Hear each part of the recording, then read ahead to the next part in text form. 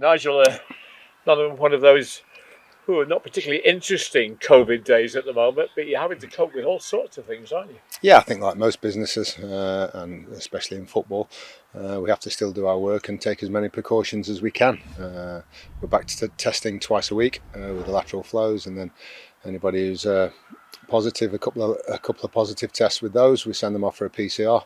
We've had 3 members of staff this morning, so we'll wait and see for the PCR test results. So what do you have to tell the players in a situation like this? Well, we've cancelled breakfast. We just try and limit them being indoors together as much as we can. So they're in the building for the least amount of time they can be. They come in, they get changed. They've got to have a shower in these conditions and stuff, grab a bit of lunch and away and home. So we've still got to prepare for the game, still got to do our training, but take all the necessary precautions. You're perhaps preparing for the moment for the biggest test so far of the season with Forest Green Rovers. Your thoughts on that? Definitely. They are the outstanding team in the division so far. A freak result at the weekend, 5-5 at Oldham when they were 4-1 ahead. I think that will have, not that they probably needed it, but that will have probably given them a kick up the backside if they needed one. When you are 4-1 up away from home and you end up drawing the game. And I read a quote from the manager. He said the main thing was we didn't lose in the end, because I think it was still 10 minutes or so to go when it went to 5-5. But one of those freak results really. But the score bags of goals, they're full of confidence, and the top of the league for a good reason. They've got 2 of the top 3 scorers in the league, yep. Both oddly enough Matt, one with the surname Matt and one with the first name of Matt. How much do you look at those sort of things and those type of players? Oh, we look at them. We've had them watched in the last 2 games, and we're very much aware of their goal scoring abilities. But also we look at the service and where those chances are coming from.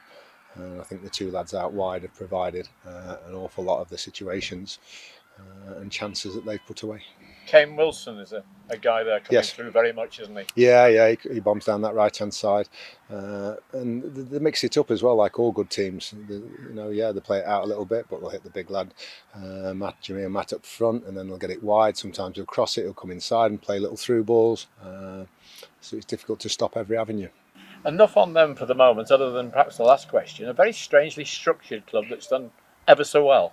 Yeah, I think Mark Cooper has laid the foundations over many seasons for them, and if he'd have stayed, it was only a matter of time before they went up. I think they'd have done it last season if they hadn't lost the big centre forward.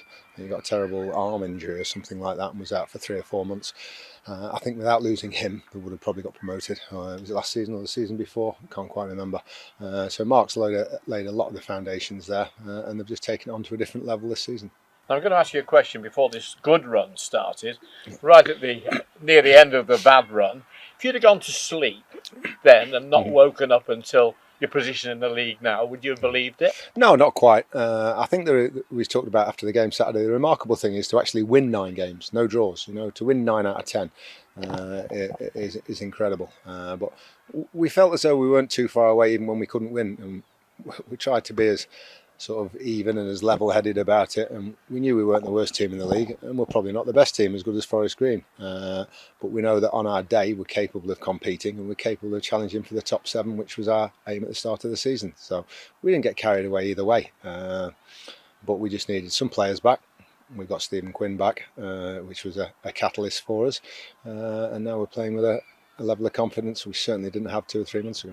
Now, you had that spell with players that couldn't play because they were injured, suspended, ill, whatever, and it's looking a little bit like it's drifting that way, that you've got those problems again, isn't it? It is, yeah. We were 7 out on Saturday, really. Quite a few of those being defenders. Hoping that Danny Johnson won't be too far off. A couple of weeks and it might be available for the Christmas period. Clough should also be, if he doesn't make Saturday, will be available for the 3 games over Christmas, so that will certainly help us. We can't do anything about Perchy being out for the season. Kellen's not going to be ready anytime soon. Will Forrester into January, and JJ illness. Got a chance for Saturday, if not next week. I'm going to refer to your father now, because we would have been the same age if he was still alive. He once gave me a real rollicking when I said to him, how important is this game? And he got a piece of paper out and he wrote 3 down. And I said, what are you doing? He said, I'm going to write it down again and see if you get it now. So he wrote 3 down again. He said, it's 3 points if you win any game, not particularly this game. It may not be this game that tends to be the most important in the season. It's just another. That's it. We're not even halfway through the season yet, I don't think. So that's what it is. 3 points at stake. Win, lose or draw on Saturday. We're still in a good position going forward. So it'd be lovely to keep the run going, win, get a draw. Anything we get down there will be a bonus. But the 3 games over Christmas, those 9 points in a week, I think they'll go a lot more to dictating where we're going to be. Did you gain anything from your reports you've had back of the match in Sunderland, the under-23? Could you see people there coming on ready for Saturday? Well, I didn't have to get a report because I was there, so that helped. But it was good to get the people who needed it. Richard Narty was the main one. He hasn't played for 10.5 weeks, so to get him on the pitch and get him 90 minutes was very important. James Gale had 65 minutes, got a knock. Tyrese got nearly 90 minutes in. Ryan Burke, so all those apart from Harry Charsley from the bench on Saturday played. The only one, Jason Law, he returned a positive lateral flow test just before they got on the bus yesterday, so he missed out. But it was good. There's some good youngsters playing from the academy as well, so it was a great experience for them against a pretty strong Sunderland side. Now, after the number of games you've just had, just how tight is this team together now? It's getting that way. I think the difference when we talk about the injuries now is when we were so low on confidence and we were getting the injuries, it was another, we've lost another one. When you're actually winning the games, it's like, oh, we'll cope with it, we'll deal with it, and when you do lose an odd player, somebody steps in now and they're coming into a different team, one that's full of confidence, and if we need to put youngsters in, it's much more favourable to put them in the situation we're in now than a couple of months back. Now, looking at statistics, I don't know how closely you look at statistics. I'm told that mainly you concentrate on your own. But the statistics of Forest Green Rovers show them to be very lively in the first half and to somehow ease back in the second. They can if they're 3-0 ahead. That's probably the reason. Except last weekend. That's probably the reason, that they do score goals and they do get ahead. And if you do that, get ahead in the first half, then you can't afford to ease off a little bit and then sort of pick your times to attack. But when they've got so many goal threats and they do get 2 or 3 goals ahead, last weekend being the exception, they've gone on and won most times. Now, looking at the team playing this weekend, how set are you who's going to be able to play, putting aside the COVID situation at the moment? I don't think you can now. I think, we can have a little plan at the back of our mind, but I think with the way we are with injury and illness, I don't think you can do too much because you may well have to change. We lost JJ O'Toole, John Joe O'Toole on 11:30 on Saturday morning.